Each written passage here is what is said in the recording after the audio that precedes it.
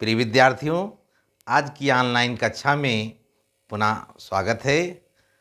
आज हम लोग पढ़ेंगे बाजार तथा उसके तत्व। तो बाजार क्या है? बाजार का नाम काफ़ी लोगों ने सुना होगा, आप लोगों ने भी सुना होगा। किसी से पूछें कि बाजार क्या है तो कहेंगे नहीं, बाजार को हम जानते हैं। तो बाजार है क्या, इसके बारे में हम जानेंगे। बाजार का अर्थ उस स्थान या क्षेत्र से लगाया जाता है जहां पर क्रेता और विक्रेता एकत्रित होते हों, वस्तुओं का क्रय विक्रय करते हों, तो उसे क्या कहेंगे? बाजार कहेंगे। इसके बाद में बाजार के तत्व। बाजार के तत्व कौन कौन से होते हैं? तो बाजार के तत्व बाजार के तत्व यानी कहने का मतलब है बाजार के लिए किन किन तत्वों का होना जरूरी है। तो सबसे पहले स्थान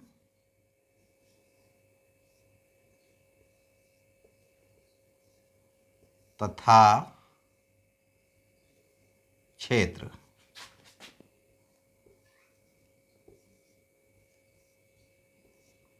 बाजार के लिए जरूरी है एक स्थान का होना तथा एक क्षेत्र का होना, जहां क्रेता और विक्रेता आसानी से वहां एकत्रित हो सकें, क्रय विक्रय कर सकें।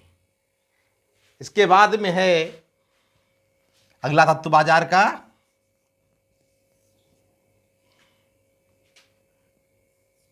एक वस्तु।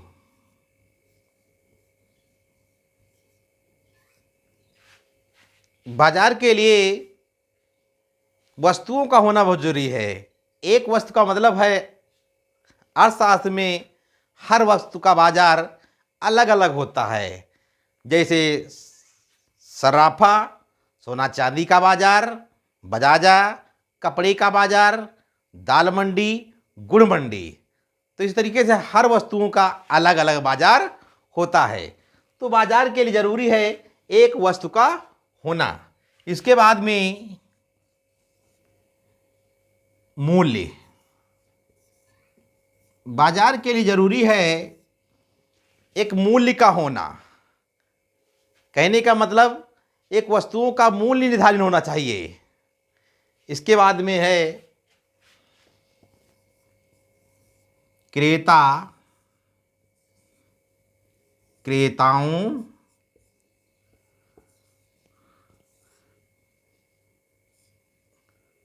और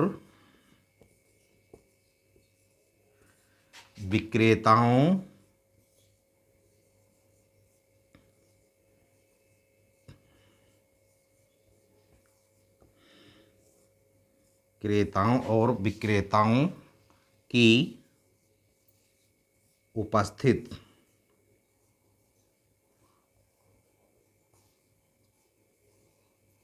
क्रेताओं और विक्रेताओं की उपस्थित। बाजार के लिए जरूरी है कि क्रेता और विक्रेता वहां पर उपस्थित हों और वस्तुओं का वो क्रय विक्रय करते हों।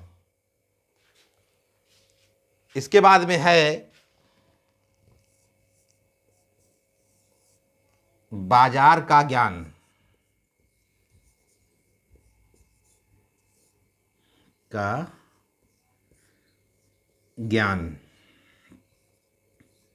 बाजार के लिए जरूरी है कि क्रेताओं और विक्रेताओं को बाजार का ज्ञान होना चाहिए। इसके बाद में है अगला तत्व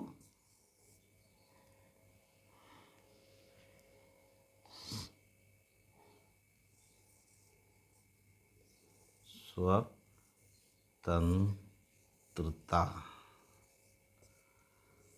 बाजार के लिए जरूरी है स्वतंत्रता का होना बहुत जरूरी है। उसमें किसी प्रकार का कोई दबाव नहीं होना चाहिए, तभी बाजार चल पाएगी। तो उसमें किसी प्रकार का कोई दबाव नहीं होना चाहिए। तो अगले प्रिय विद्यार्थियों, आज की ऑनलाइन कक्षा में बस इतना ही।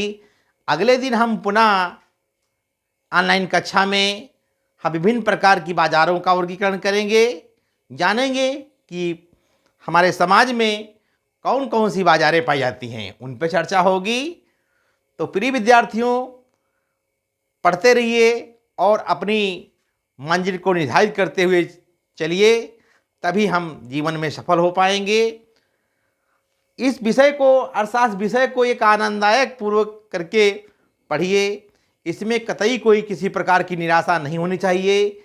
जब हम थोड़ा समझने की आवश्यकता है, जब हम मन लगाकर समझेंगे, पढ़ने का प्रयास करेंगे, तो हमें सफलता अवश्य मिलेगी। कहने का मतलब, जीत उन्हीं की होती है जो हिम्मत नहीं हारते, जो चलते रहते हैं वही आगे बढ़ते रहते हैं। जो बीच में रुक जाते हैं वो कभी अपनी मंजिल को नहीं पा सकते। तो विद्यार्थियों, आगे बढ़ते रहिए और अपने मंजिल की तरफ बढ़ते रहिए। धन्यवाद।